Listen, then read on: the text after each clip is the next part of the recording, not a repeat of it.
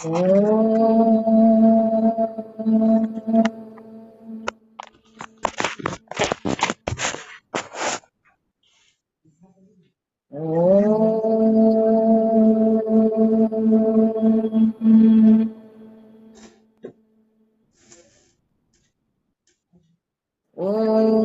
सहना भवतु सहनौ भुनक्तु सह वीर्यं करवावहै तेजस्विनावधीतमस्तु मा विद्विषावहै। ॐ शान्ति शान्ति शान्तिः। गुरुर्ब्रह्मा गुरुर्विष्णु गुरुर्देवो महेश्वरः गुरुरेव परं ब्रह्म तस्मै श्री गुरवे नमः। तस्मै श्री गुरवे नमः। वसुदेवसुतं देवं कंसचाणूरमर्दनम् देवकी परमानन्दं कृष्णं वन्दे जगद्गुरुं। कृष्णं वन्दे जगद्गुरुं।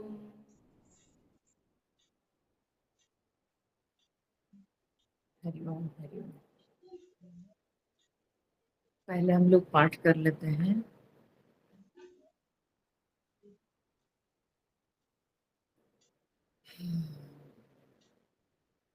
आप सब लोगों को इतनी देर तक इंतजार करना पड़ा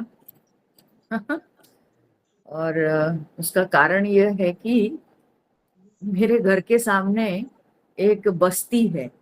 बस्ती मतलब वो जो झोपड़ी झुग्गी झोपड़ी होती है, और उन लोगों का आज मैच होता है, पूरा फुटबॉल मैच होता है 15 अगस्त। और वहां पर पता नहीं इतनी भीड़ उमड़ पड़ती है कि जब तक अंधेरा नहीं होता तब तक वो भीड़ टूटती नहीं। मैं गाड़ी नहीं निकाल सकती थी, तो इसीलिए मेरे को इंतजार करना पड़ा। तभी मैं मैसेज भेजी थी कि मैं 5 मिनट लेट में पहुंचूंगी। तो क्योंकि मैं इंतजार कर रही थी कि उन लोगों की भीड़ टूटे तब मैं निकलूं वहां से। तो चलिए कोई बात नहीं, ज्यादा देर नहीं हुई।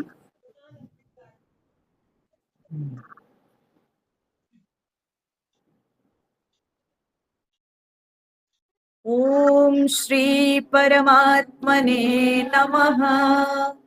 अथ द्वितीयोऽध्यायः। संजय उवाच तं तथा कृपयाविष्टम् अश्रुपूर्णाकुलेक्षणम् विषीदन्तमिदं वाक्यम् उवाच मधुसूदनः। श्रीभगवानुवाच कुतस्त्वाकश्मलमिदम् विषमे समुपस्थितम् अनार्यजुष्टमस्वर्ग्यम् अकीर्तिकरमर्जुन। क्लैब्यं मास्मगमः पार्थ नैतत्त्वय्युपपद्यते। क्षुद्रं हृदय दौर्बल्यं त्यक्तोत्तिष्ठ परन्तप। अर्जुन उवाच कथं भीष्ममहं संख्ये द्रोणं च मधुसूदन इषुभिः प्रतियोत्स्यामि पूजार्हा वरिसूदन। गुरून् हत्वा हि महानुभावान् श्रेयो भोक्तुं भैक्षमपीह लोके। हत्वार्थकामांस्तु गुरूनिहैव भुञ्जीय भोगान् रुधिरप्रदिग्धान् न चैतद्विद्मः कतरन्नो गरीयः।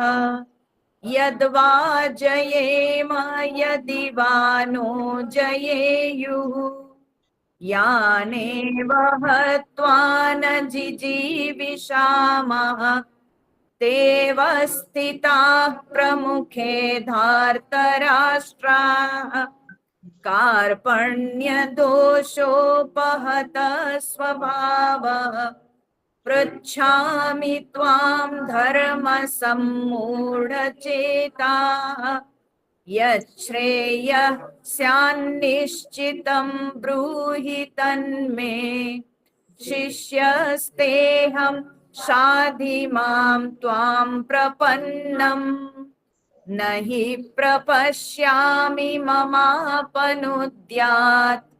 यच्छोकमुच्छोषणमिन्द्रियाणाम् अवाप्य भूमावसपत्नमृद्धम् राज्यं सुराणामपि चाधिपत्यम् संजय उवाच एवमुक्त्वा हृषीकेशं गुडाकेशः परन्तपः न योत्स्य इति गोविन्दम् उक्त्वा तूष्णीं बभूवः तमुवाच हृषीकेशः प्रहसन्निव भारत सेनयोरुभयोर्मध्ये विषीदन्तमिदं वचः श्रीभगवानुवाच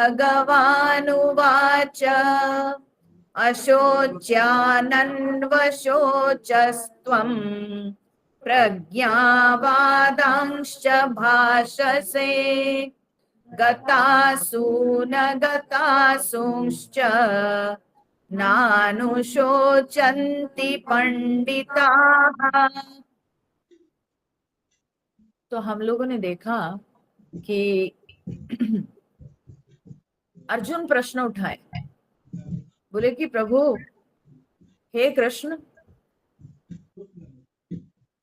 आपके लिए तो आसान है शत्रुओं को मारना, लेकिन भीष्म पितामह, द्रोणाचार्य गुरु, वे तो मेरे शत्रु नहीं, तो मैं कैसे उनको बाणों से मारूंगा? बताओ, वे तो मेरे अपने हैं, मेरे गुरु हैं, मेरे अपने गुरु है, मेरे पितामह है, और उनके अलावा भी जो लोग सब खड़े हैं वे परिवार के लोग हैं, स्वजन हैं, तो इसलिए मैं कैसे इन सबको मारूंगा? ये तो मुझे समझ में नहीं आता है। और फिर अंत में अर्जुन कहते हैं कि प्रभु, मैं आपका शिष्य हूं, अब मैं पूरी तरह से धर्म को लेकर, कर्तव्य को लेकर मैं पूरी तरह से मोहित हो चुका हूं। अब मैं निर्णय नहीं ले पाता हूं कि मेरे लिए सही क्या है, गलत क्या है, क्या करना चाहिए, क्या नहीं करना चाहिए। तो इसलिए मैं शिष्य रूप से आपकी शरण में हूं, और अब आप मुझे शिक्षा दीजिए, आप मुझे रास्ता दिखाइए। तो यह बात कहकर जब अर्जुन अपने आप को सरेंडर करते हैं, तब जाके भगवान अपना उपदेश शुरू करते हैं। जो असली भगवान का जो उपदेश है वो यहीं से शुरू होता है। दूसरे अध्याय के 11वां नंबर श्लोक से भगवान का उपदेश शुरू होता है। तो यहाँ पर भी देखिए, इससे पहले भी दूसरे अध्याय में भगवान 2 श्लोकों में अपना वचन दिए थे, लेकिन उसमें फटकार लगाए थे, है ना। क्लैब्यम मास्मगम पार्थ नैतत्पयुपपद्यते, है ना, ऐसे भगवान ने वहां फटकार लगाया था। यहाँ पर भी शुरुआत कम नहीं बोले हैं भगवान, यहाँ पर भी थोड़ा जो है, क्या कह रहे हैं अर्जुन को? भगवान कह रहे हैं अशोच्य अन्वशोच त्वम,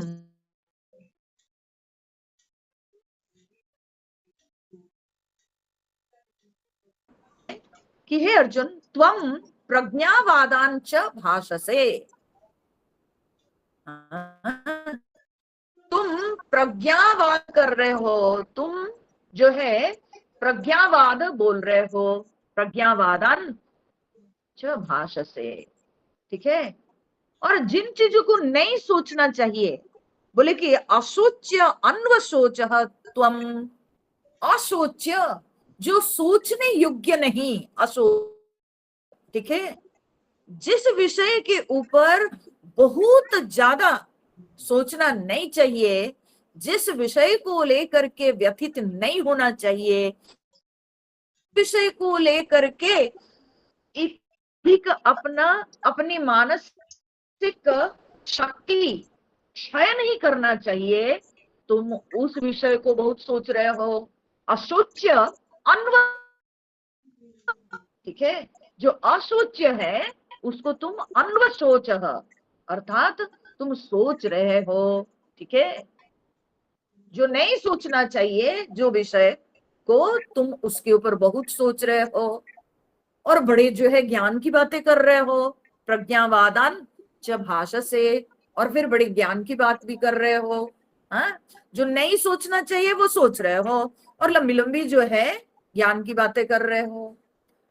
गतासुन अगतासुन च न अनुशोचन्ति पंडिताः, तुम तो जो है ज्ञान की बातें कर रहे हो, लेकिन असली ज्ञानी जो होते हैं, जिनको पंडित यहाँ पर भगवान कह रहे हैं, बोले जो असली ज्ञानी होते हैं, जो पंडित होते हैं, वे गतासुन अगतासुन च न अनुशोचन्ति, वे ना तो गतासु और ना अगतासु, ये दोनों विषयों पर वे लोग कभी शोक नहीं करते हैं। वे लोग अपने इतना जो है मानसिक बल नष्ट नहीं करते हैं इस विषय पर। अब धीरे धीरे करके हम एक एक शब्द को समझेंगे। सबसे पहला भगवान जो कहते हैं कि प्रज्ञावाद, प्रज्ञावादान च भाषसे, तुम जो है प्रज्ञावादों को बोल रहे हो, ठीक है। तुम प्रज्ञावाद, ये प्रज्ञावाद क्या होता है? हाँ? देखो, प्रज्ञा शब्द का अर्थ तो है बुद्धि, ठीक है, बुद्धि। और वाद जब आ जाता है ना, प्रज्ञावाद, तो कभी भी किसी चीज में वाद शब्द जब आ जाता है तो उसमें क्या होता है कि निर्दिष्ट विचारधारा में जब व्यक्ति बंध जाता है और उसी विचारधारा को वो जब एस्टैब्लिश करने के लिए कुछ बोलता है, उसको उसका वाद कहा जाता है उस विषय में, ठीक है। समाजवाद, ठीक है, साम्यवाद, ठीक है। तो जो लोग मतलब साम्यता, ठीक है, समता को मान लिए हैं, चाहे उनके जिस प्रकार की विचारधारा है और जिसको वे लोग समता कहते हैं, तो उस विचारधारा से वे लोग इतना प्रेरित हो गए हैं कि उसी विचारधारा से प्रेरित होकर के जो है वे बोलने लगते हैं, ठीक है, उसी प्रकार से बोलने लगते हैं, तो उसको वाद कहते हैं। तो यहाँ पर प्रज्ञावाद मतलब क्या हुआ ना, तुम लगता है ऐसे कि बड़े जो है क्या बोलते हैं बुद्धिमान हो, ठीक है। तो बौद्धिक विचारधारा से प्रेरित होके बातें कर रहे हो, तुम्हारी बोली में दिखता है विवेक का लक्षण, ठीक है, लेकिन कर क्या रहे हो? तुम्हारी बोली और तुम्हारी करनी, ये दोनों में बहुत गैप दिखता है, बहुत अंतर दिखता है। ज्ञान की बातें कर रहे हो, ठीक है, और कर क्या रहे हो ना, अशोच्य अन्वशोच त्वम, जो अशोच्य है उस पर तुम सोच रहे हो, जिस पर सोचना नहीं चाहिए तुम उस पर बहुत ज्यादा सोच रहे हो। तो क्या हो गया, कथनी और करनी में अंतर दिख गया। भगवान ये सूचित करना चाहते हैं कि अर्जुन, तुम्हारी कथनी और तुम्हारी करनी में बहुत बड़ा अंतर दिख रहा है। और जो सचमुच के विवेकी लोग होते हैं उनकी कथनी और करनी में इतना अंतर नहीं होता है। जो वे कहते हैं उसी का वे पालन करते हैं। लेकिन अर्जुन, तुम कहते हो कुछ लेकिन करते हो कुछ दूसरा। तुम्हारी बोली को सुनने से लगता है तुम बड़ा बुद्धिमान हो, बड़ा ज्ञानी हाँ हो, लेकिन तुम्हारे लक्षण में तो, तुम्हारे कर्म में, तुम्हारे व्यवहार में तो हाँ, कहीं पर विवेक का भाव नहीं दिख रहा है। तो ये भगवान, मतलब यहाँ पर भी जब भगवान अपना उपदेश शुरू किए, यहाँ पर भी भगवान अर्जुन को थोड़ा फटकार लगा ही दिए हैं। ठीक है, हम लोग कहते हैं ना, ऐसे ही किसी किसी को डांट के बोलते हैं ना, हाँ बड़ी लंबी लंबी भाषण तो, लंबे लंबे भाषण तो देते हो, हाँ खुद प्रैक्टिस तो नहीं करते हो। तो वही बात है, अर्जुन को भी भगवान यहाँ पर वही बात है। तो यहाँ पर हम लोग विचार करते हैं कि आखिर अशोच्य क्या है, और जिस पर अर्जुन सोच रहे हैं। तो अशोच्य है कि गुरु द्रोणाचार्य और पितामह भीष्म। ठीक है, भगवान जो यहाँ संकेत दे रहे हैं, जिनको लेकर के अर्जुन प्रश्न उठाया है कि मैं कैसे, कथम भीष्मम अहम संख्ये द्रोणम च मधुसूदन ईशु भी प्रतियोत्स्यामि, मैं कैसे इन लोगों पर बाण चलाऊंगा। तो इसलिए भगवान जो अशोच्य शब्द प्रयोग किए हैं कि जो, जिनको लेकर के शोक नहीं करना चाहिए, जिनके विषय में सोचना नहीं चाहिए, तुम उन लोगों के ऊपर सोच रहे हो इतना अधिक। तो वे कौन है यहाँ पर अशोच्य, कौन हो गए ना, पितामह भीष्म और गुरु द्रोणाचार्य। बोले क्यों उनको लेकर के इतनी चिंता नहीं करनी चाहिए। तो बोले इसीलिए कि अगर सामाजिक दृष्टि से उनको देखें तो वे लोग बहुत बड़े शूरवीर है और पराक्रमी है। ठीक है, और अगर आध्यात्मिक दृष्टि से देखें तो वे पुण्यात्मा है, वे महानुभाव हैं। अर्जुन से बहुत अधिक ज्ञान उन लोगों के पास है। अर्जुन तो बच्चा है उनके सामने, तो अर्जुन से बहुत अधिक ज्ञान है। तो जिनका ज्ञान अर्जुन से अधिक है, जो अर्जुन से अधिक अनुभवी है, तो उनको लेकर के अर्जुन क्यों चिंता कर रहे हैं, क्यों अपने समय बर्बाद कर रहे हैं। उनको लेकर के सोचना नहीं चाहिए, क्योंकि वे पुण्यात्मा हैं, वे महानुभाव हैं, वे जो है साधारण पुरुष नहीं है। तो इसलिए उनको लेकर के अर्जुन को चिंता करने की कोई आवश्यकता नहीं है। ठीक है, अब इस पर और थोड़ा सा हम लोग विचार करते हैं।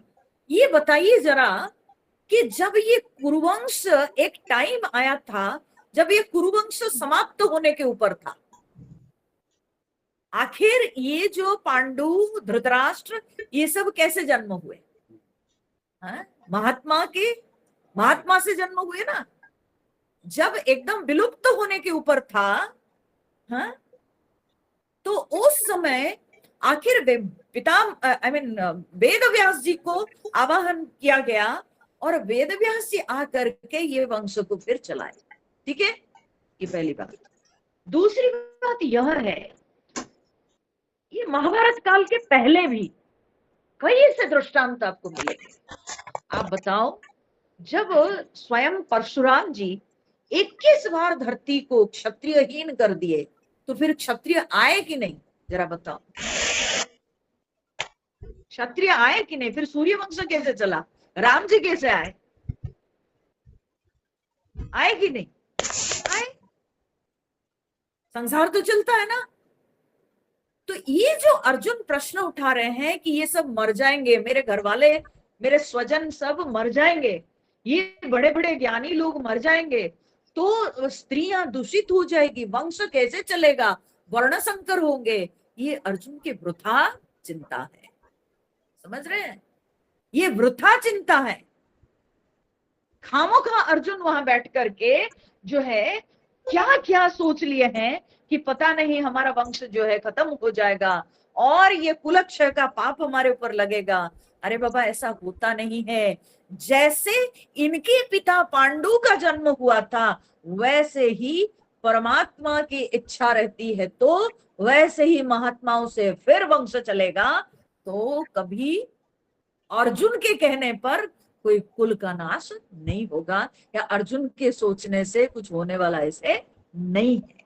ठीक है ना? तो इसलिए भगवान यहाँ कहते हैं अशोच्यान, जिन विषयों पर नहीं सोचना चाहिए तुम उन विषयों को लेके सोचते हो। अरे तुम अपने पिता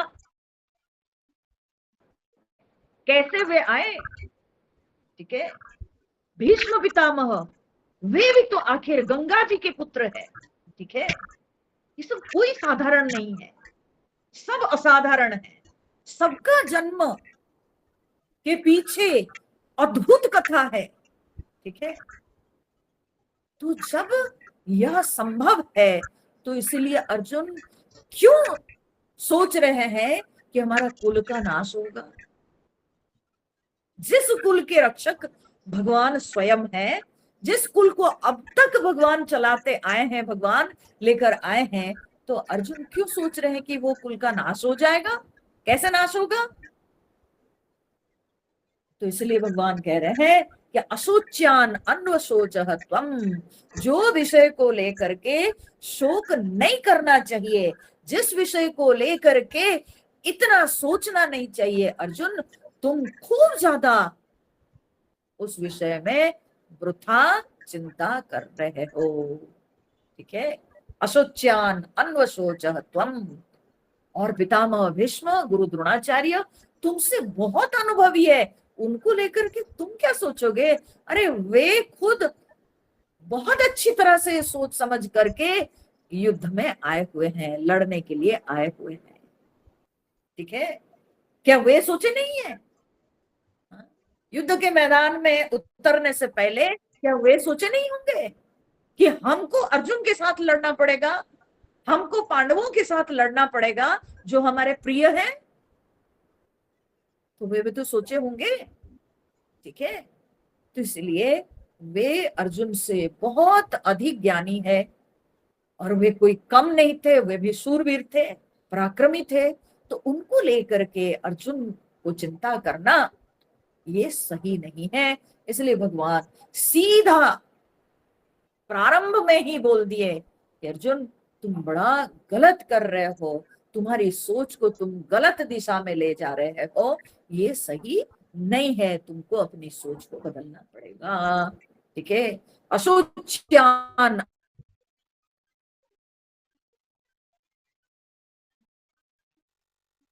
कहते हैं ज्ञानी लोग होते हैं,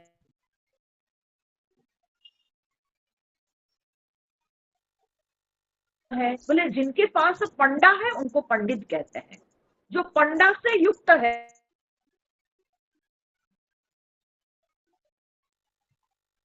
पंडा क्या चीज है? तो आदि गुरु शंकराचार्य ने अपने भाष्य में उन्होंने कहा आत्म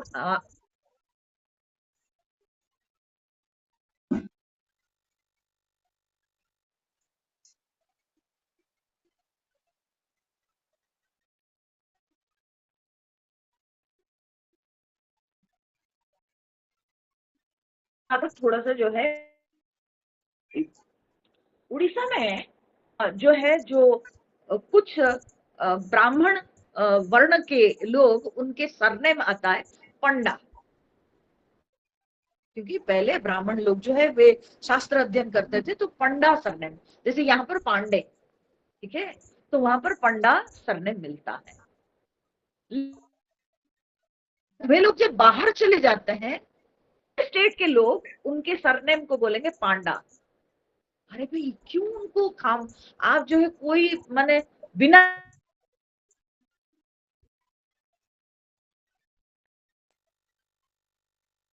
तो मैं बोले कि आप उनको पांडा क्यों बोल रहे हो? वो तो पंडा एक सुंदर संस्कृत शब्द है जिससे पंडित बना है, तो वो पंडित है। ब्राह्मण लोगों को पंडित जी भी तो बोलते हैं लोग, तो इसलिए पंडा है सरनेम, तो पांडा पांडा क्यों बोलते हैं? लेकिन प्राय मैं बाहर जगह में सुनती हूँ पंडा है, उसको सब लोग बोले पांडा जी। ठीक है, हरे कृष्ण पांडा जी।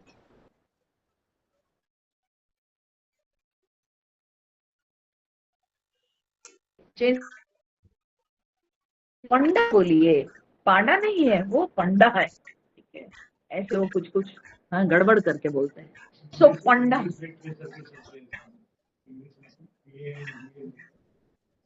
आप अपने हिंदी अंग्रेजी स्पेलिंग क्यों देखते हो? आप अपनी भाषा को छोड़ के अंग्रेजी में क्यों कूदते हो? पहले अपनी भाषा में देखो ना स्पेलिंग को, है ना। तो पंडित मतलब जिनके पास आत्म विषया बुद्धि यानी पंडा है, तो उन्हीं को पंडित कहा जाता है। सो पंडिता, हाँ, वे हुए पंडित। तो भगवान कह रहे हैं कि ऐसे पंडित लोग जो होते हैं यानी ज्ञानी लोग, गतासुन अगतासुन च न अनुशोचंती। वे गतासुन माने गतासुओं को, अगतासुन अगतासुओं को नहीं सोचते हैं, इनके बारे में नहीं सोचते हैं। ये गतासु कौन है, अगतासु कौन है, ये भी टेक्निकल वर्ड है, शास्त्रीय शब्द है। तो बोले ये गतासु माने होता है कि गतासु, गता असून, असु माने प्राण, ठीक है, असु का अर्थ होता है प्राण, ठीक है। तो जिनमें से प्राण निकल गए हैं, ठीक है, तो उनको कहते हैं गतासु। तो इस तरह से अगर हम अर्थ देखेंगे तो इसका अर्थ क्या निकलता है? जिनमें से प्राण निकल गए हैं यानी मृत व्यक्ति, ठीक है। अगतासु माने क्या है? जिनमें से प्राण निकले नहीं, ठीक है, बोलते ना उसका, उसके प्राण पखेरु उड़ गए, ठीक है।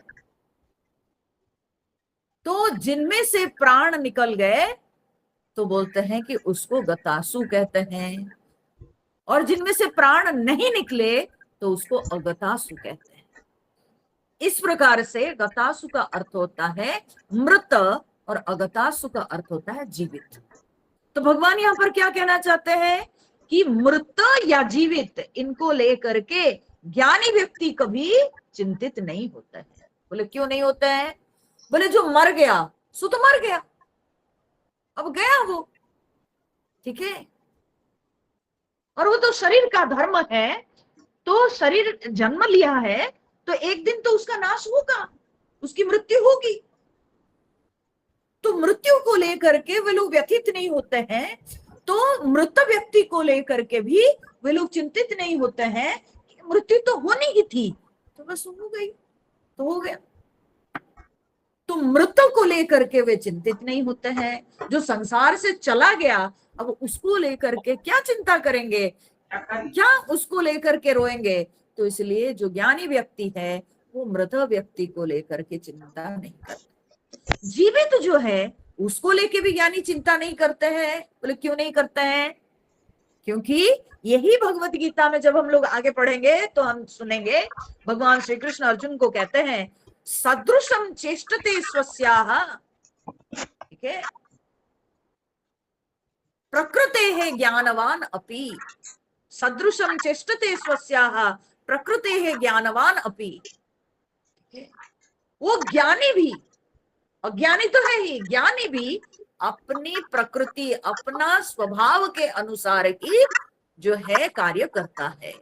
हर कोई अपनी प्रकृति के अनुसार कार्य करते हैं, तो चिंता करने से क्या होगा?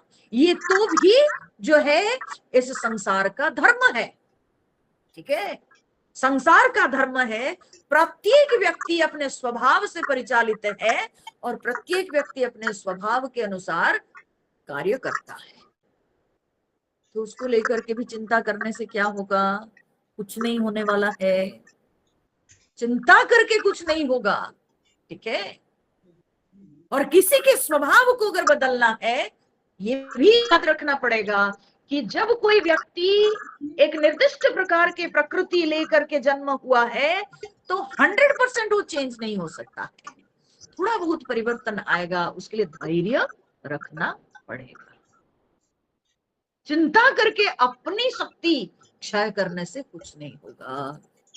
पहले इस बात को टोटलिटी में समझना चाहिए कि ये we are all following the law of nature, nature जिसको जिस तरह से बनाया है, जो जिस तरह की प्रकृति लेकर के आया है, वो अपने प्रकृति के अनुसार ही वो कार्य करता है। और अगर हम चाहते हैं कि उसके स्वभाव में परिवर्तन आए, तो उसके लिए पहले धैर्य रखना पड़ेगा। चिंता करके अपने शरीर को रोगी बनाने से कुछ नहीं होगा।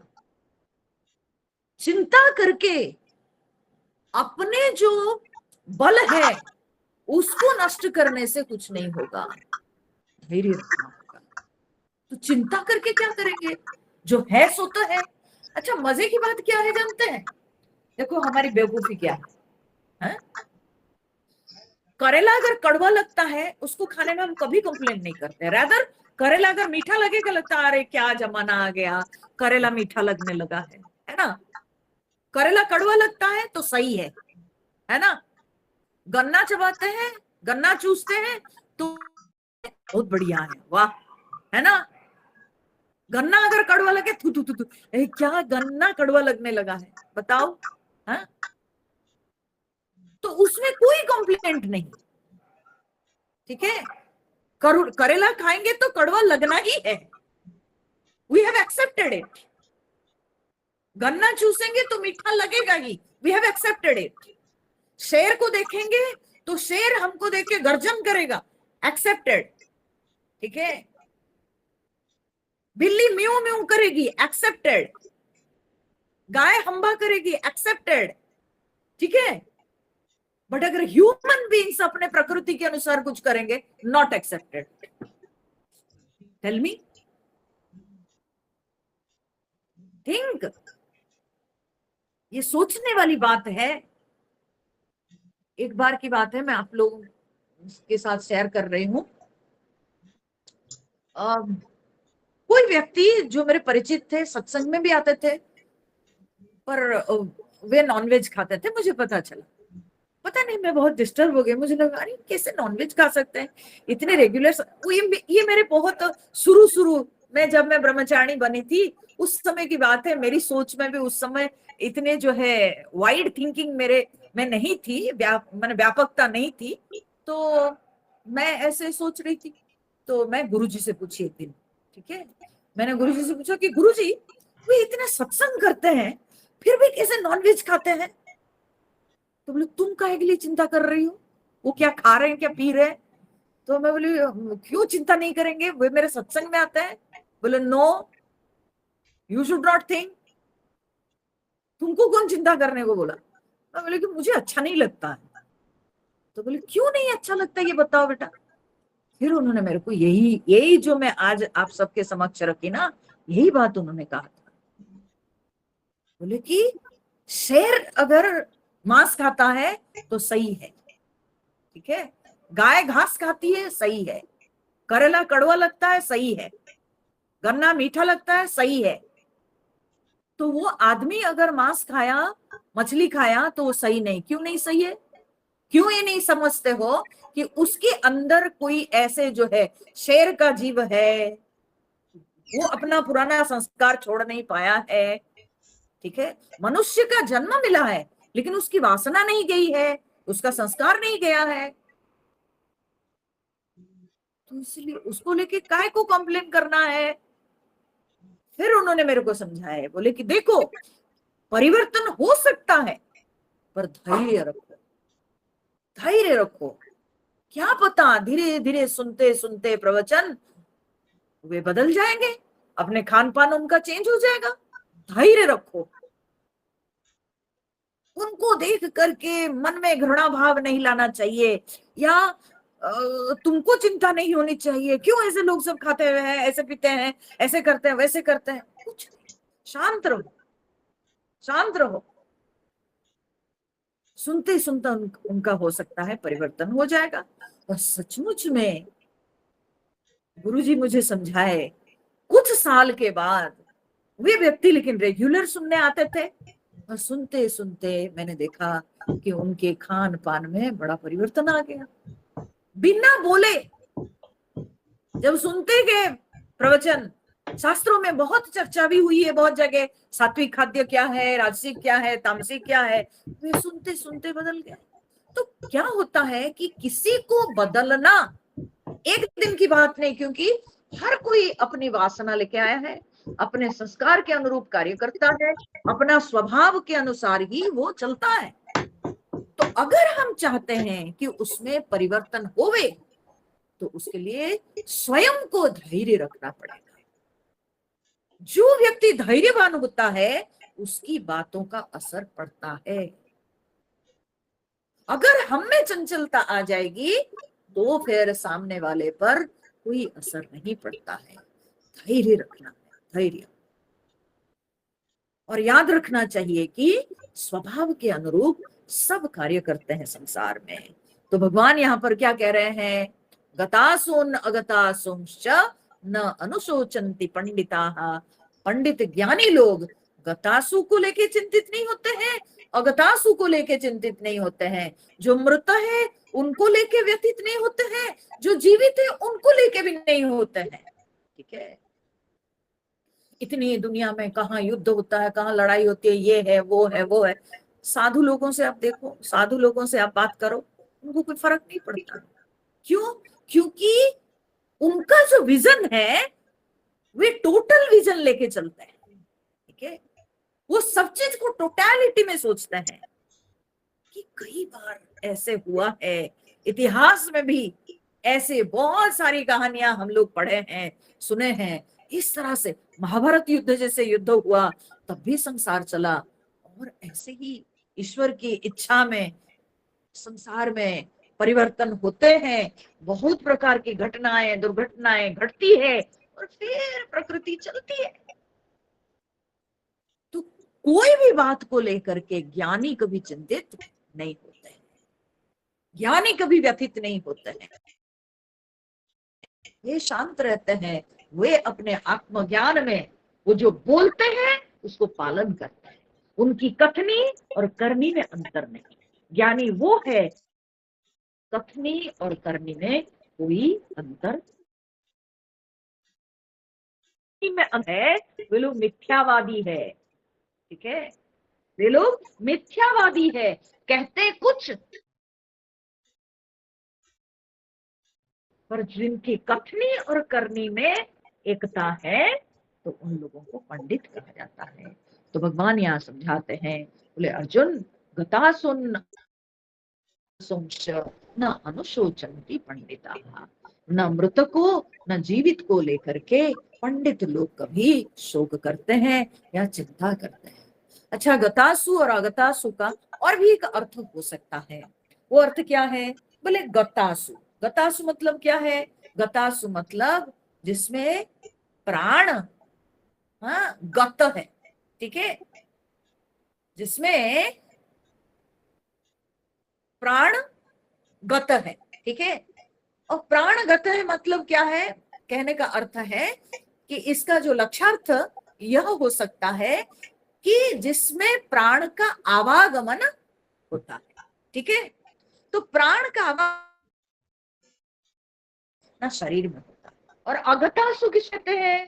बोले अगतासु जिसमें प्राण का आवागमन नहीं, अगत प्राण जिसमें नहीं गया, प्राण की पहुंच जहां नहीं है। ठीक है, तो जिसमें प्राण का आवागमन नहीं, तो प्राण का आवागमन नहीं यानी आत्मा। देह को लेके पंडित लोग ना व्यथित होते हैं, ना आत्मा को लेके व्यथित होते हैं। ठीक है, देह में परिवर्तन सुनिश्चित है कि आगे के श्लोक में भगवान बताएंगे खुद ही। तो देह को लेके क्या चिंता करनी है, देह का धर्म वो करेगा। ठीक है, और आत्मा, आत्मा तो अविकृत है, उसको कोई विकार नहीं स्पर्श करता है, अविकारी है आत्मा। तो इसलिए आत्मा को लेके कोई चिंता नहीं करनी है। जैसे आत्मा पहले थी अब भी है, बाद में भी वैसे ही रहेगी। तो आत्मा को लेके भी क्या चिंता करनी है? तो कोई चिंता नहीं। तो इसलिए ना शरीर की चिंता, ना आत्मा की चिंता, ना मृत की चिंता, जीवित की चिंता। तो पंडित व्यक्ति किसी भी प्रकार से चिंता को कभी अपने जीवन में अलाउ नहीं करता है। हमारे आचार्य जो थे ना, वो हमेशा कहते थे मौज में रहो, है ना, एंजॉय योर लाइफ। स्थिति में दुखी होने का अधिकार हमको नहीं। क्यों? क्योंकि हमारा स्वरूप सुख स्वरूप। तो अगर हम दुखी होंगे, हम दुख को खरीदेंगे, क्योंकि वो मेरा अपना नहीं है, वो बाहरी चीज है, तो उसको हम खरीदेंगे। तो बोले इतनी भारी चीज को क्यों खरीद रहे हो? हल्का क्यों नहीं रह रहे हो? और हल्का हम कब रहेंगे? देखो, अपना बेटा कितना भी बच्चा मोटा हो, तो उसको गोद में लो तो आपको हल्का लगता है, ठीक है ना। माँ दुबली पतली मरियल सी होगी, लेकिन उसका बच्चा इतना मोटा सा होगा, लेकिन उसको उठा लेगी गोद में। दूसरे का बच्चा मोटा होगा, नहीं नहीं मैं नहीं उठा सकती, तुम्हारा बच्चा जो है बड़ा हेल्दी है, मैं नहीं उठा सकती, ठीक है ना। तो इसलिए अपनी चीज जो होती है ना, और हमारी चीज, हमारा स्वरूप क्या है? आत्मा, आत्म स्वरूप सुख स्वरूप है। तो इसलिए हमको सुखी रहना चाहिए किसी भी परिस्थिति में। भारी वस्तु वो है कि दुख, उसको अपनाना नहीं चाहिए। चिंता बहुत भारी चीज है, भारी चीज को अपने मस्तक पर लेना चाहिए। समझ रहे हैं कि? हाँ। तो अभी सारे श्लोक भारी भारी श्लोक हैं। अब इसके बाद भगवान अर्जुन को यह बता रहे हैं कि देखो, तुम जो ये सब के सब रहेंगे नहीं, मर जाए,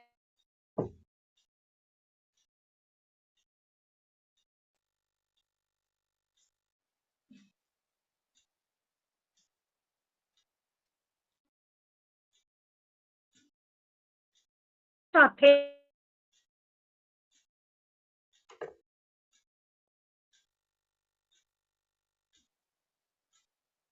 न त्वेवाहं जातु नासं, न त्वं नेमे जनाधिपाः, न चैव न भविष्यामः, सर्वे वयमतः परम्।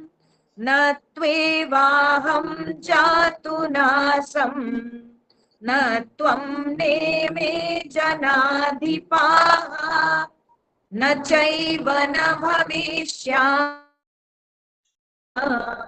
सर्वे वयमतः परम्। कह रहे हैं न तो एव अहम जातु न आसम, न त्वम न में जनाधिपा। तो भगवान ने कहा अहम त्वम इमे अधिपाः न आसम, ठीक है। बोले कि अहम त्वम इमे जनाधिपाः, मैं तुम और ये सारे जो राजा महाराजा लोग सब आए हैं लड़ने के लिए अभी युद्ध के मैदान में, तो बोलते हैं ये सब न आसम, नहीं थे, न आसम नहीं थे। बोले कि न तू जातू, ये कभी भी नहीं, ठीक है। मैं तुम और ये राजा लोग कभी नहीं थे, आज के पहले या इन सब के, हम सबके जन्म के पहले कभी नहीं थे। बोले ये कभी भी नहीं, न तू जातू, बोले कभी भी नहीं, ठीक है। और फिर बोले न च एव न भविष्यामः, न भविष्यामः, और नहीं रहेंगे। कौन नहीं रहेंगे? मैं तुम और ये सारे जो राजा महाराजा लोग, ये जितने सब उपस्थित हुए हैं, ये सब न भविष्यामः, नहीं रहेंगे। बोले न च, ऐसा भी नहीं, ठीक है ना। और अभी तो सब समक्ष है, तो इसलिए वर्तमान की बात की जरूरत नहीं। बोले कि ये जो वर्तमान समय में इन सब की, तुम्हारा, तुम्हारी, मेरी और ये राजा महाराजाओं की जो उपस्थिति देख रहे हो, अर्जुन ये उपस्थिति कभी नहीं थी, ये भी नहीं, या कभी नहीं होगी, यह भी नहीं।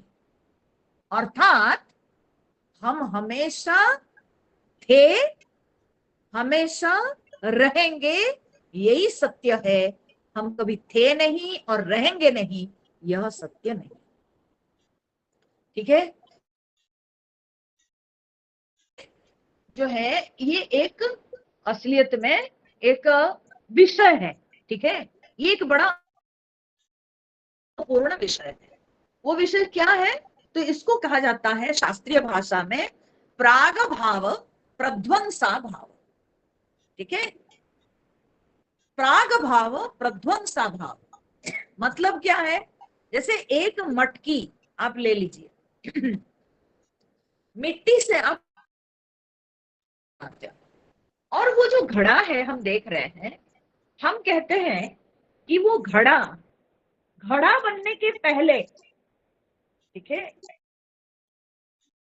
मिट्टी से वो घड़ा बनने के पहले वो घड़ा नहीं था, घड़ा नहीं था। और फिर जब वो घड़ा टूट जाता है तो उसके बाद घड़ा रहेगा नहीं, है ना? तो घड़ा पहले नहीं था, घड़ा रहेगा नहीं। ठीक है, मान लिए। लेकिन तत्वतः अगर देखेंगे तो घड़ा बनने के पहले क्या था? तो बोले कि मिट्टी। ठीक है, मिट्टी, तो मिट्टी थी।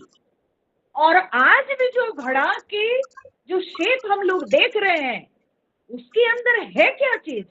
बोले केवल मिट्टी ही है। ठीक है, वो मिट्टी का एक आकार है, तो उसमें मिट्टी ही सत्य है। ठीक है, और बाद में भी जब घड़ा टूट जाएगा तो मिट्टी ही केवल रहेगी। तो इसीलिए मिट्टी रूप में मिट्टी थी, मिट्टी है, रहेगी। ठीक है, मिट्टी का जो आकार अभी दिख रहा है और बाद में कुछ दूसरा आकार बनेगा, वो आकार नहीं रहेगा। तो भगवान असलियत में यहां जो बात कह रहे हैं, ये जो प्राग भाव प्रध्वंसा भाव, प्राग भाव माने प्राग माने पहले, अभाव, घड़ा के पहले घड़ा का अभाव था। ठीक है, घड़ा नष्ट होने के बाद, घड़ा ध्वंस होने के बाद फिर उसका अभाव हो जाएगा, होता है।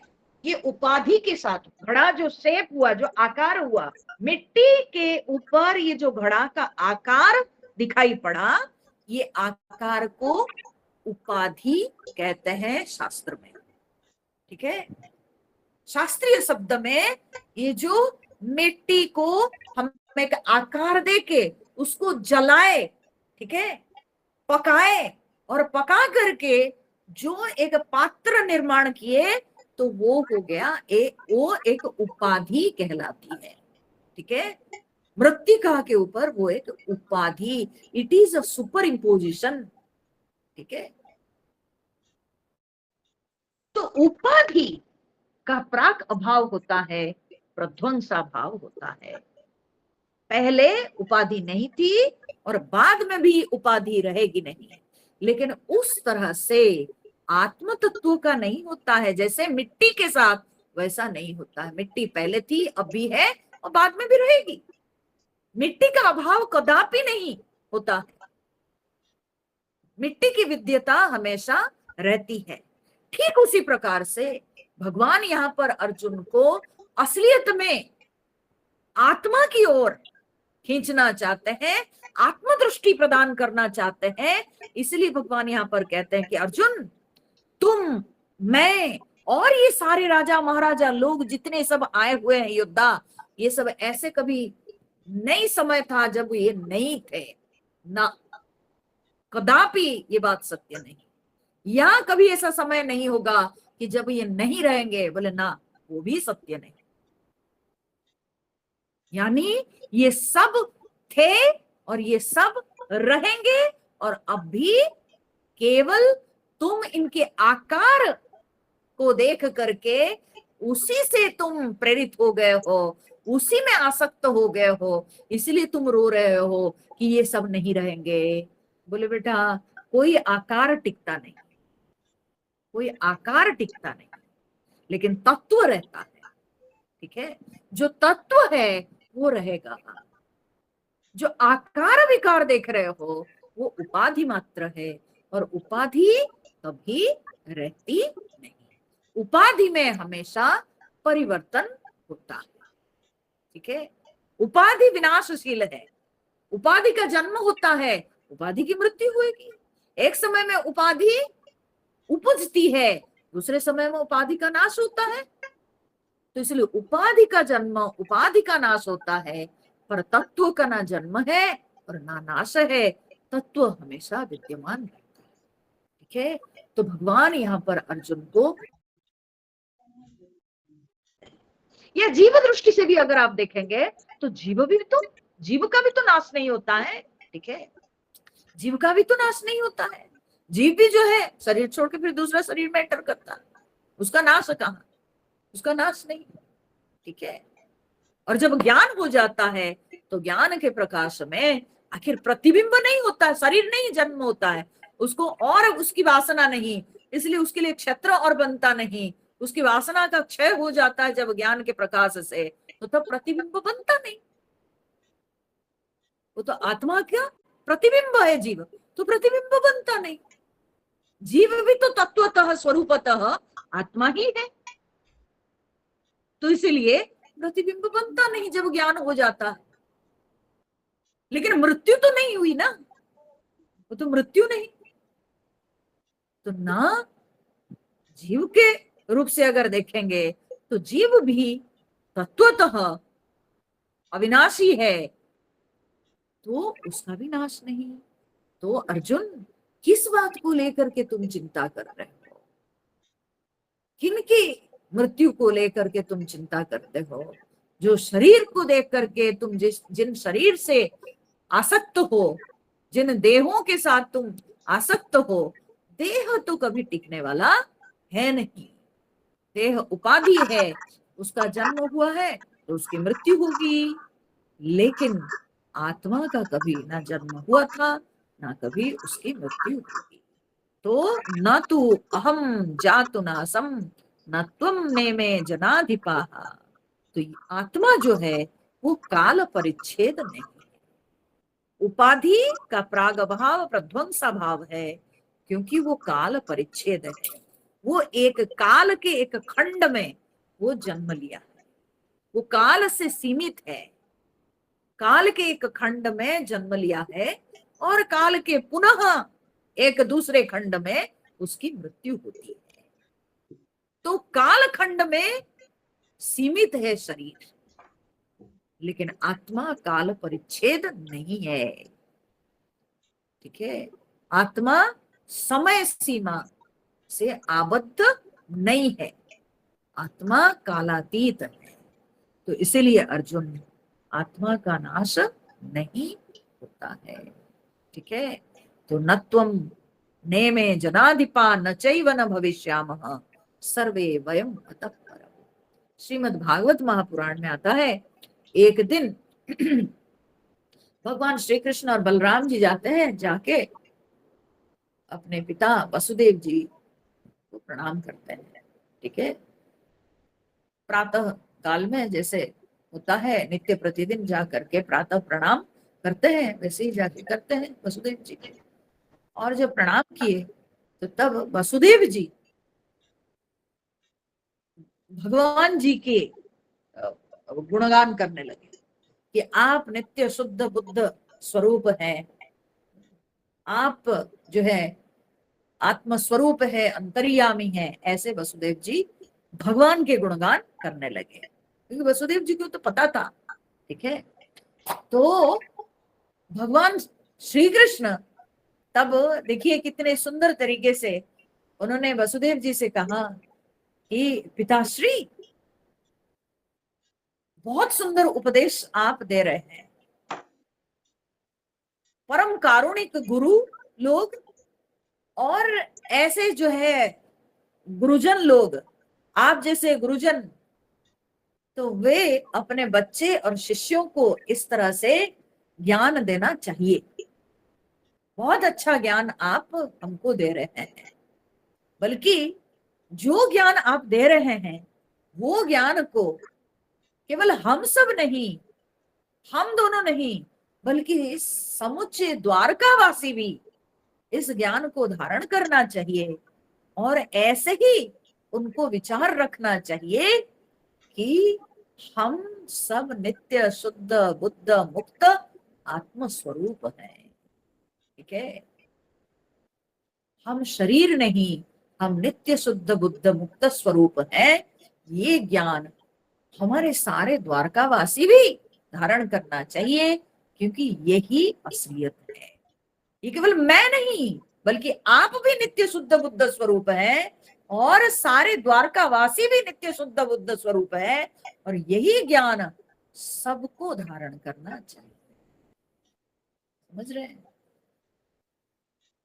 तो हम सब आत्मस्वरूप हैं। भगवान इसलिए अर्जुन को कहते हैं कि अर्जुन, न मैं न तुम न ये जितने सब लोग हैं, कभी इनका नाश नहीं हुआ था, कभी इनका नाश होगा भी नहीं।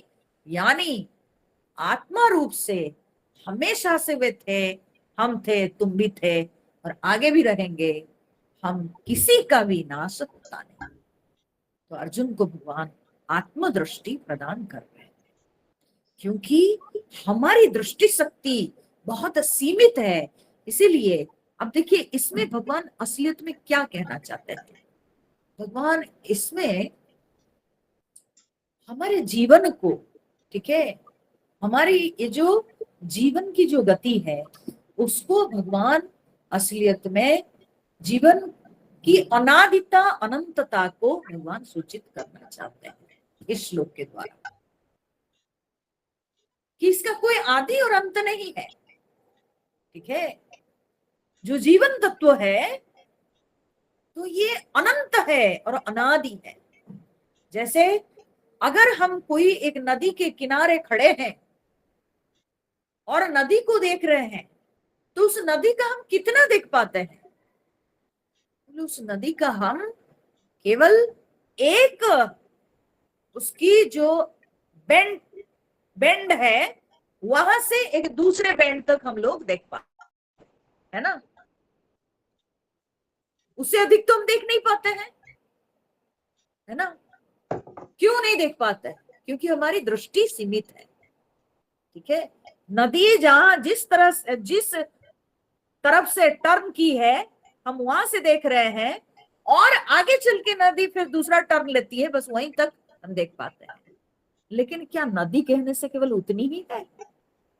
क्योंकि हम नहीं देख पा रहे हैं, क्या हम कहेंगे नदी इतनी ही है? कितना हम देख पाते हैं? नदी का कितना अंश हम देख पाते हैं? 300 मीटर, 500 मीटर, 1 किलोमीटर, है कि नहीं? उससे अधिक तो हम देख नहीं पाते हैं। कभी भी कोई नदी के किनारे आप खड़े होके देखिए, आप कितना देख पाते हैं? तो वो क्या नदी कहने से उतनी ही है जितना हम देख पा रहे हैं? नहीं, नदी उससे भी कहीं अधिक है। नदी उसके बाद भी कितने अधिक है, जिसको हम देख नहीं पा रहे। उसी प्रकार से जो हमारा जीवन है, वो जन्म के भी बहुत पहले है और मृत्यु के भी बाद है। हम नहीं देख पाते हैं क्योंकि हमारी दृष्टि सीमित है, क्योंकि हमारी दृष्टि सीमित है। ठीक है, इसलिए भगवान यहाँ पर जीवन की अनंतता, जीवन की अनादिता को सूचित करते हैं कि अर्जुन, ऐसा कभी नहीं था जब हम नहीं थे, ऐसा कभी नहीं होगा जब हम रहेंगे नहीं। यानी हमारी कोई आदि अंत नहीं है।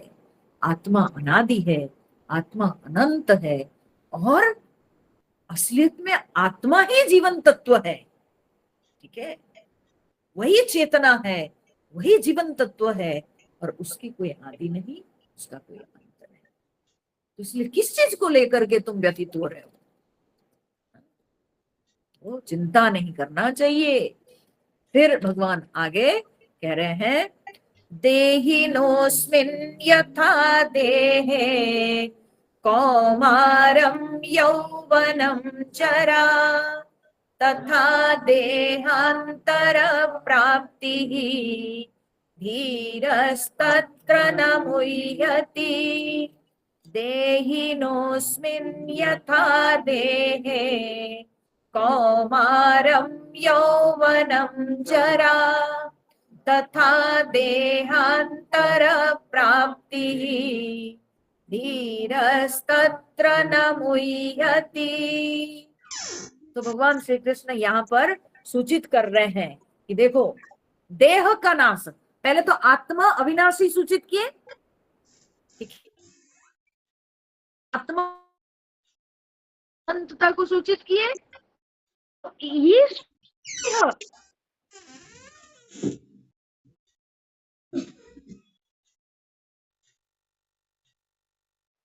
क्या है ना, देह आदि अंतवान है। जैसे आत्मा अनादि अनंत है, यहाँ पर देह को भगवान सूचित करते हैं आदि अंतवान है। ठीक है, तो क्या कह रहे हैं, बोले देहिनः अस्मिन् यथा देहे, यथा अस्मिन् देहे देहिनः कौमारं यौवनं जरा तथा देहांतर प्राप्तिः तत्र धीरः न मुह्यति। बोले यथा, जिस प्रकार से अस्मिन् देहे, इस देह में, देहिनः, देही का, ठीक है, इस प्रकार से इस देह में देही को क्या होता है, या देही का कौमारम यौवनम जरा, ये सब अलग अलग अवस्थाएं प्राप्त होती है। ठीक है, एक अवस्था से दूसरी अवस्था की अनुभूति उसको प्राप्त होती है। ठीक है, कौमारम यौवनम जरा, तो उसको ये सब अनुभूतियां होती है। कुमार अवस्था की अनुभूति होती है, युवावस्था की अनुभूति होती है, वार्धक्यावस्था की अनुभूति होती है। तो बोले जिस तरह से उसको शैशवावस्था गई, कौमारावस्था गई, युवावस्था गई है, फिर वार्धक्यावस्था आई, वो उसकी मृत्यु हुई, हम युवावस्था या कौमारावस्था में एंटर किए। फिर कुमारावस्था की मृत्यु होती है तो युवावस्था में हम एंटर करते हैं। फिर युवावस्था की मृत्यु होती है तो वार्धक्य में प्रवेश करते हैं। तो वार्धक्य के अंतिम परिणाम क्या है, उसकी भी मृत्यु होगी, है ना। तो वार्धक्यावस्था में जब उसकी मृत्यु होती है तो तब ये देह गल जाता है, देह गिर जाता है, तथा देहांतर प्राप्ति ही। एक एक एक एक अवस्था से गति करते करते ये शरीर गलने लगता है। ये शरीर गलते गलते एक समय आता है जबकि पूरी तरह से ये क्षय को प्राप्त हो जाता है। जैसे पत्थर होता है ना, पड़ा पड़ा पड़ा पड़ा देखोगे क्षय हो जाता है, धीरे धीरे धीरे धीरे धीरे धीरे छोटा होते होते होते होते एक दिन पूरा मिट्टी में मिल जाता है ना। तो उसी प्रकार से अपने शरीर भी गलते गलते गलते गलते गलते गलते एक समय आता है जब ये पूरी तरह से क्षय को प्राप्त होता है। तथा देहांतर प्राप्ति, उसी प्रकार से देहांतर मतलब क्या होता है ना, मृत्यु। देहांतर का अर्थ है एक देह को छोड़ के दूसरे देह में प्रवेश करना, तो यानी इसको मृत्यु कहते हैं। ठीक उसी प्रकार से मृत्यु भी एक अवस्था है, एक भाव है। ठीक है, जैसे शैशवावस्था वो एक अवस्था, एक भाव, कौमार अवस्था वो एक भाव, एक अनुभूति, युवावस्था एक अनुभूति, होते होते मृत्यु भी जो है एक भाव जिससे गुजरना होता है ये जीव को, तो वो भी उतना ही नेचुरली उसको स्वीकार करना चाहिए। ठीक है, समझ लीजिए। ठीक है, तो भगवान कहते हैं देहिनः, यथा अस्मिन देहे, जिस तरह से इस देह में, देही को, देह किसको कहते हैं समझ लेना चाहिए पहले।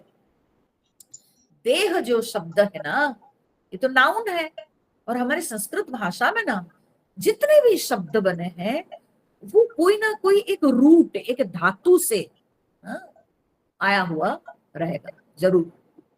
तो ये देह शब्द जो बना है ये दी धातु से, दी, ठीक है। दीह उपचये, ठीक है। उपचय, उपचय मतलब क्या होता है? उपचय मतलब होता है संगठन, सम्मिश्रण, राशि, ठीक है, ढेर। तो देह क्या है? देह एक राशि है, एक संगठन है। किसकी संगठन है? बोले मल, मूत्र, मज्जा, अस्थि, है ना, सब, या पंच महाभूतों का संगठन है, ठीक है। और वे पंच महाभूत सब मिलकर के जो रूप लिए हैं, जो परिणाम को प्राप्त हुए हैं, वो परिणाम क्या है? रक्त है, अस्थि है, मज्जा है, मांस है ना, चर्बी है, ठीक है, मल है, मूत्र है। तो यही तो है, सब पंच महाभूत है। तो पांचों महाभूत के सम्मिश्रण में यही सब तो बने हैं। तो ये देह जो है इन चीजों की एक जो है ढेर, ठीक है, संगठन है। तो जब ये संगठित है तो कभी ना कभी तो असंगठित होंगे। कल पुर्जों को लेकर के जब बना है तो कभी ना कभी कोई कल, कोई पुर्जा खराब होगा, जाएगा, नष्ट होगा। तो ठीक वैसे ही हमारे शरीर में धीरे धीरे आंख को दिखती नहीं, दांत गिरने लगता है, कान को सुनाई नहीं पड़ता है, बाल पकने झड़ने लगते हैं, है ना। तो धीरे धीरे धीरे धीरे ये शरीर क्षीण होता जाता है। तो जब इतनी सारी चीजों के, पंच महाभूतों के ये संगठन है, जब इतनी सारी चीजों को लेकर के ये एक राशि बनी है, तो ये असंगठित तो होंगे ये तत्व। तो जब असंगठित होते हैं वही पूरी तरह से सारे तत्वों का असंगठित होने को मृत्यु कहते हैं। मृत्यु क्या है? Disintegration of the five great elements. पांचों जब तत्व अलग होने को आते हैं तो उसी को तो मृत्यु कहते हैं, ठीक है, वही मृत्यु। तो भगवान कहते हैं अर्जुन, जैसे ये सारी अनुभूतियां, अलग अलग अवस्थाएं हम अनुभव करते हैं इस शरीर में, वैसे ही एक दिन संगठन से शुरू हुआ था, पंच महाभूतों का संगठन हो करके यह शरीर बना था, ठीक है। ये शरीर भाव को प्राप्त होके ये संसार में आया, ठीक है। मातृगर्भ में जो है वो फ्लूइड, गर्मी, ताप, सब कुछ, फूड, सब लेकर के धीरे धीरे धीरे धीरे जो है वो एक शेप लिया, और उसके बाद जो है वो धरती पे आया एक आकार लेके। तो पंच महाभूतों का संगठन एक टाइम में बना था, और उसके बाद अलग अलग अवस्थाओं से, अलग अलग प्रकार के विकार से हम गति करते हैं। और ऐसे होते होते होते होते इस बीच यह भी होता है कि हमेशा तो इसके ग्रोथ नहीं होगा, धीरे धीरे धीरे धीरे इसके डाउनफॉल भी होता है, ठीक है। एक समय तक इसका ग्रोथ होता है। शरीर के बारे में आदि गुरु शंकराचार्य तत्वबोध में कहते हैं कि षड विकार को लेके ये शरीर है। वो षड विकार क्या है? अस्ति, जायते, वर्धते, विपरिणमति, विपरिणमते, अपक्षीयते, विनश्यति इति। ये षड विकार। तो पहले मातृगर्भ में वो आता है, अस्ति वो है, ठीक है। पिता के शरीर में है, जो खाद्य खाए हैं, तो पिता माता के खाए हुए खाद्य से जो है इसका निर्माण होता है, वो रहता है। ठीक है, शरीर में अस्थि जायते, उसके बाद जन्म लेता है दूसरा विकार, जायते, अस्थि जायते, जन्म लेने के बाद वर्धते, उसकी वृद्धि होती है, वो बढ़ता है, वर्धते। कब तक बढ़ेगा है? कब तक बढ़ेगा? इसका एक नियम है, एक धर्म है। भगवान सृष्टि में जो है एक नियम में सबको बांधे। ठीक है, तो एक समय तक ये बढ़ता है, उसके बाद बोलते विपरिणमते, अर्थात अब जो है दूसरा लक्षण दिखा, स्थगित हो गया। बढ़ रहा था, स्थगित हो गया। ठीक है, और उसके बाद क्या है, खाली स्थगित नहीं होता है, कुछ दिन तो स्थगित होके ठीक ठाक चला। ठीक है, 20-21 साल तक हम बढ़े, और उसके बाद ठीक ही ठाक चलता है, 40-45 उम्र तक लगता है सब ठीक ठाक है। ठीक है, और उसके बाद सडनली, इसके ग्राफ देख रहे हैं, यहां से शुरू होकर ऐसा बढ़ा बढ़ा, उसके बाद ऐसा गया, और उसके बाद डाउनफॉल। ठीक है, मुझे तो, मैं जब भी सड़ विकार बोलती हूँ ना मैथमेटिक्स स्टूडेंट होने के नाते मुझे ऐसे ग्राफ दिखता है, ग्राफ दिखता है ना, स्टार्टेड फॉलिंग। जो फॉलिंग होता है भी, तो एकदम डाउनफॉल भी बहुत फास्ट रेट में दिखता है उसके बाद। तो 45-50 के बाद शुरू हो जाता है, यहाँ दर्द वहां दर्द है, आंख को नहीं दिखता है तो दांत गिरने लगता, दांत गिरने लगता, बाल पकने लगता, कान को नहीं सुना पड़ता, अरे बाप रे बाप मेरे साथ क्या हो रहा है ना। Every day a new problem, new disease. ठीक है, तो ये होता है क्या ना, विपरिणमते के बाद स्थगित तो था, उसके बाद अपक्षीयते, अपक्षय शुरू हो गया।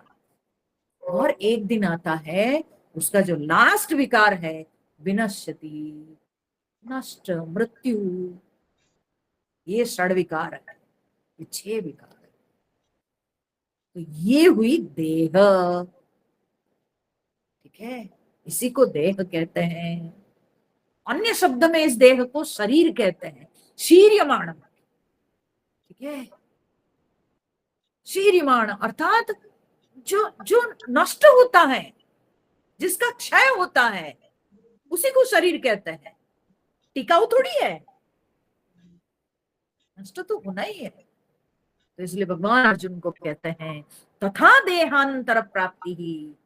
हे अर्जुन, उसी प्रकार से देहांतर प्राप्ति भी होती है, जैसे शैशवावस्था आई गई, हमेशा के लिए गई। आप लड़ते हो क्या? आप भगवान के साथ लड़ते हो? आप किसी के साथ लड़ते हो? नहीं नहीं नहीं, नहीं, आप मेरे शैशवावस्था को ले गए, मुझे दे दो। हाँ, माँ बाप के साथ लड़ते हो? कहाँ गई मेरी शैशवावस्था, आप दिला दो हमको। कुमार अवस्था गई, लड़ते हो किसी के साथ? लौट के थोड़ी आई, नहीं आती है। वैसे ही ये देह भी एक दिन पूरी तरह से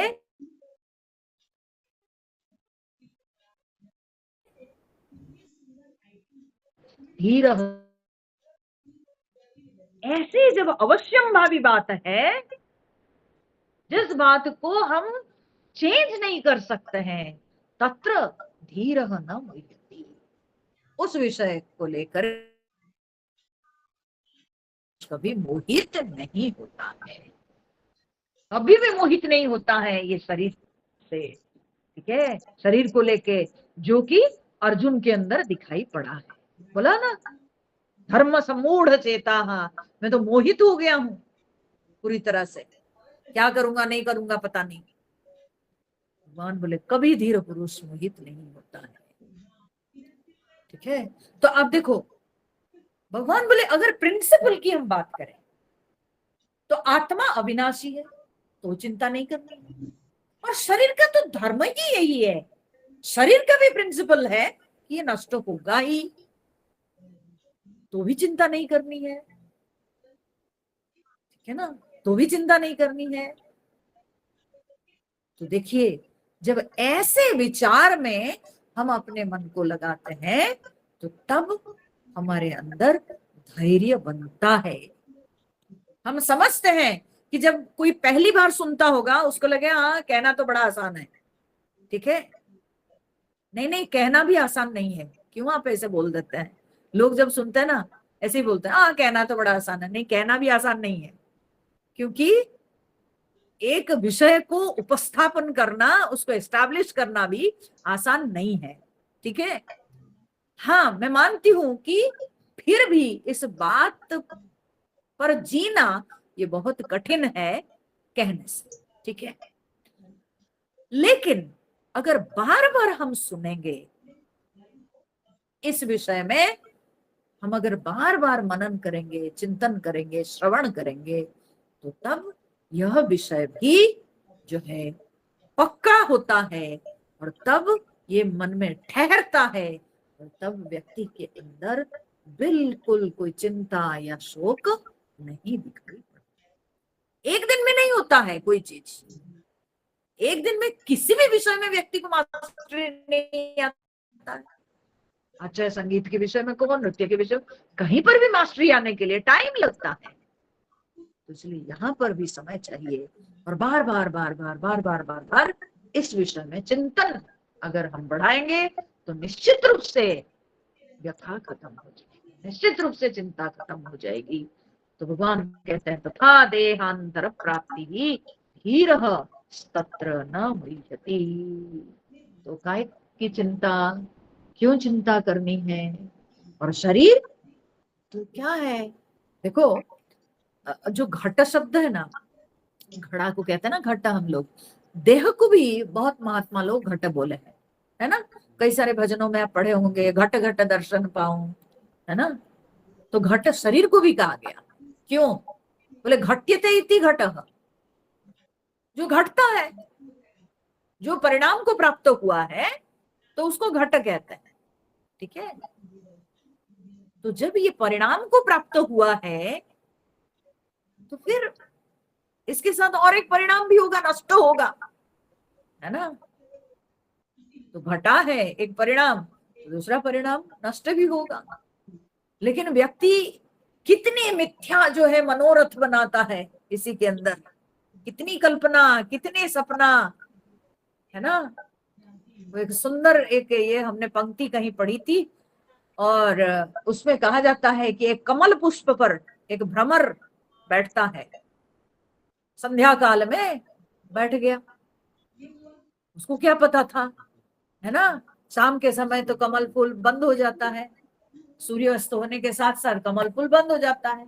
भ्रमर जो है मधुलोभी, बैठ के मधु खाते खाते वो तो भूल गया, और कमल पुष्प बंद हो गया। और उस पुष्प के अंदर रह करके वो यही सोचता रहा कि हाँ कल सवेरा होगा, सूर्य उगेंगे, और मैं निकलूंगा, और पेट भर के पूरा मधु हाँ खा के फिर मैं निकलूंगा और मैं उड़ जाऊंगा, ठीक है। लेकिन जब तक वो ऐसे सोचता रहा रात भर में, तब तक क्या हुआ ना, एक हाथी आया और आके उसको पूछा, ठीक है। तो कितना मनोरथ व्यक्ति करता है, झूठ मूठ के सपने, और वो सपने कब नष्ट हो जाते हैं कोई ठिकाना नहीं, ठीक है। तो अगर हम बार बार ऐसे चिंतन करेंगे कि ये देह का निर्माण हुआ है, तो कभी भी ये देह जैसे घड़ा कभी भी गिर जाएगा, टूट जाता है, ठीक है। ये देह भी वैसा ही नाजुक है, कब गिरेगा कब टूटेगा ठिकाना नहीं। हर कोई वार्धक्य तक जाएंगे ऐसी बात नहीं है, कोई किसी भी समय जा सकता है, कोई किसी भी समय गिर सकता है। और इतना सपना हम लोग देखते हैं, चिंतन को बल्कि इस दृष्टि में बढ़ाना चाहिए, इस तरफ बढ़ाना चाहिए कि शरीर ही मिथ्या है, तो शरीर से संबंधित सब चीज मिथ्या ही है, ठीक है। जब ऐसे हम अपने चिंतन बनाते हैं तो उससे क्या होती है ना, स्थिरता आती है, व्यक्ति के जीवन में स्थिरता आती है, चंचलता खत्म हो जाती है, और धैर्य बनता है, ठीक है। रोग आएगा, तब भी उस व्यक्ति में धैर्य बना रहे। मैं आपको एक बात बता रही हूँ, मैं एक बार, मेरे को बहुत ज्यादा फीवर हो गया था, ठीक है, और मैं फीवर में बड़बड़ा रही थी। तो क्या हुआ कि लोगों ने क्या किए, जाके कोई डॉक्टर को बुला के ले आए आश्रम में। और वे डॉक्टर साहब जब मेरे को देख रहे थे, मेरे को कोई होश नहीं थी, उन्होंने बाद में मेरे को कहा कि मैं बड़बड़ा रही थी, मैं बोल रही थी नारायण नारायण नारायण नारायण, ऐसे मैं बोल रही थी। तब वो बाद में जब आए दूसरे दिन, बोलते कितना आप बड़बड़ा रही थी, नारायण नारायण कर रही थी, ऐसे उन्होंने कहा। जब उन्होंने कहा, मैंने कहा डॉक्टर साहब, सत्य तो वही है, वही एक सत्य है, और सब तो असत्य है। तो इसलिए नारायण कहना ही सही है, और सब बेकार बात है। अरे बाप रे, आप कितना बोल रही थी, अब बोल रही है, नारायण नारायण कर रही है बैठ के। मैं बोली कि बस वही सत्य है, उसी वही हमेशा मुंह में रहना चाहिए, और सब चीज मिथ्या है, बेकार है। शरीर है, शरीर को रोग आएगा, आ जाएगा, कभी ये शरीर नष्ट होएगा, उसको लेके क्या चिंता करनी, उस विषय में क्यों चिंता करेंगे, होगा ही। लेकिन हमेशा जो सत्य है उसको छोड़ना नहीं चाहिए, मिथ्या के चक्कर में आके सत्य वस्तु को छोड़ना नहीं चाहिए, सत्य चिंतन नहीं छोड़ना चाहिए। तो सत्य चिंतन में हमेशा मन को लगाना चाहिए। जब हम सत्य चिंतन में मन को लगाते हैं, तब धैर्य बनता है, तब आंतरिक शक्ति मिलती है, चंचलता खत्म होती है, तब हम जीवन को सही तरीके से समझते हैं। तो भगवान यह कहते हुए आगे कहते हैं कि अर्जुन, जो चीज पे कुछ हाथ नहीं है, कुछ कर नहीं सकते हैं, तो उसको क्या करें? Which cannot be cured has to be endured, है ना?